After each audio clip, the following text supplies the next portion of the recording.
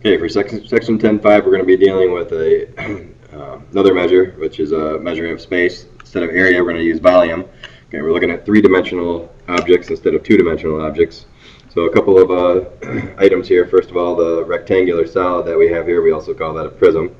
Okay, the volume is always going to be LWH, the length times the width, which notice is the area of the base, okay, times the height.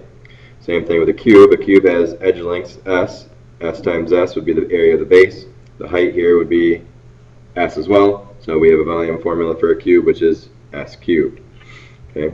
So if we have a figure like this that's made up of cubic units, and we want to know the volume of it, we need to count how many cubic units are in here. 1, 2, 3, 4, 5, 6, 7, 8, 9. There's 9 on the bottom. There'd be 9 on the top. There'd be 18 cubic units altogether. And notice if we use the formula, L times W times H, we'd get 18 as well. Alright, so let's take a look at a problem that's posed here. So we're going to begin working on a swimming pool in your yard. First step is to have a hole dug that's 90 feet long, 60 feet wide, and 6 feet deep. So notice that's in the shape of a rectangular prism, rectangular solid. You will use a truck that carries 10 cubic yards of dirt, charges $12 a load. How much will it cost you to haul the dirt away? Okay.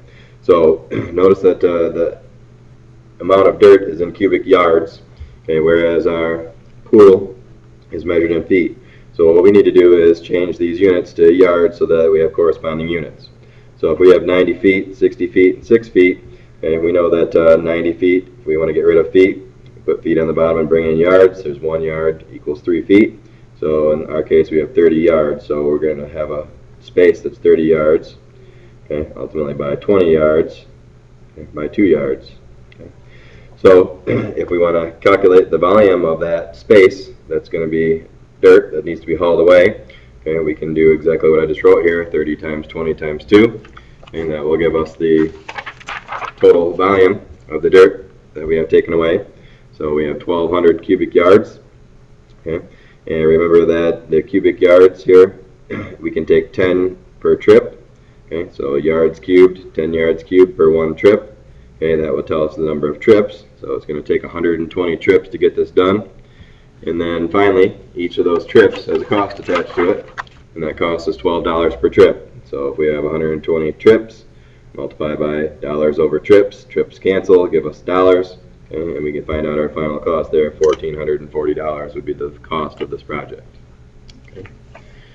Now, there are other shapes that we have. The next shape is going to be what we call a pyramid. Okay, a pyramid here has a base and a height. Height is always going to be the distance from the middle of the base to the top. Okay, and the formula for that is 1/3 times big B times H, and B is the area of the base. Okay. Now, not all pyramids have to have a base that's either a square or a rectangle, or could be a triangle, could be any shape. That's why we have a general big B here, which represents the area of the base. So in this particular case, though, we have a 256 meter tall pyramid. It's got a square base. Each square is 52 on each side, and the base has a side length of 52. And so if we calculate the area of the base, we get 2,704 meters squared.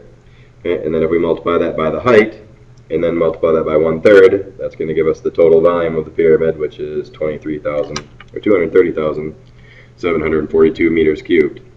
And just like every problem in this chapter that we're doing, we've got to make sure we have units on everything that we deal with. So notice it's cubic units because we're dealing with the volume.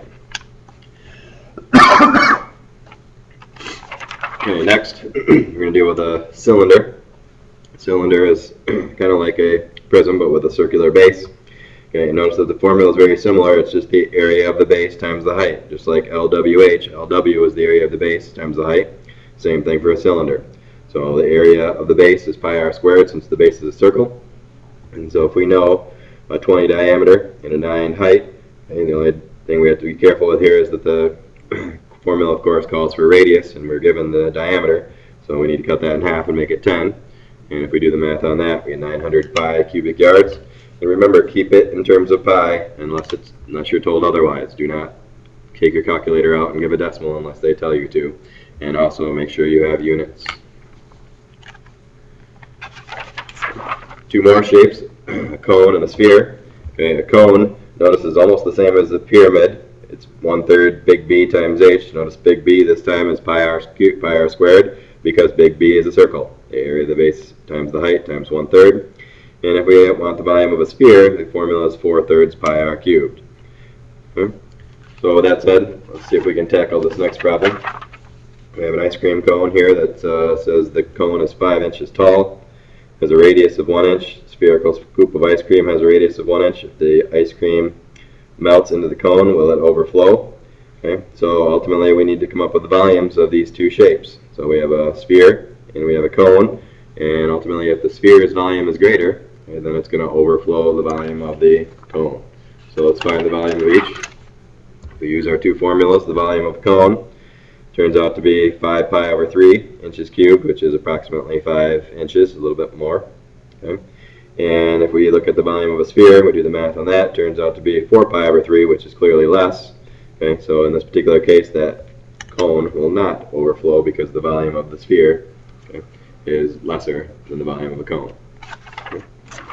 Okay, the other part that we're going to look at today, besides volume, is surface area of three-dimensional objects. Okay, the surface area is just going to be ultimately the area of the faces of the object. So in the case of a rectangle or a cube, okay, we have 6 faces in each of these. We need to just find the area of each of the faces and add them together.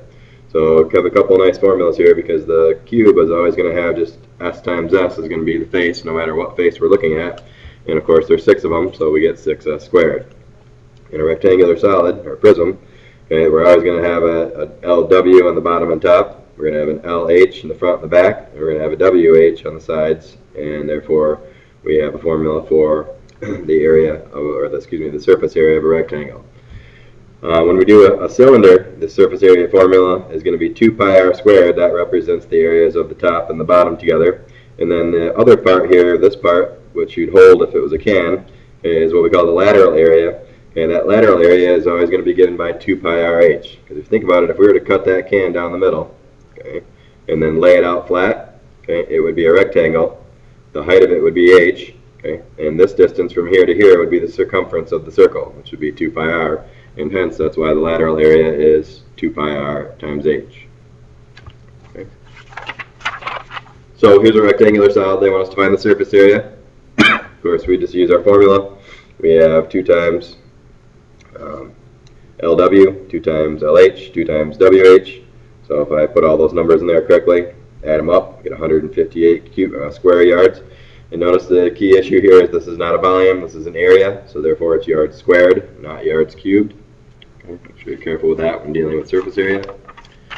And that's it.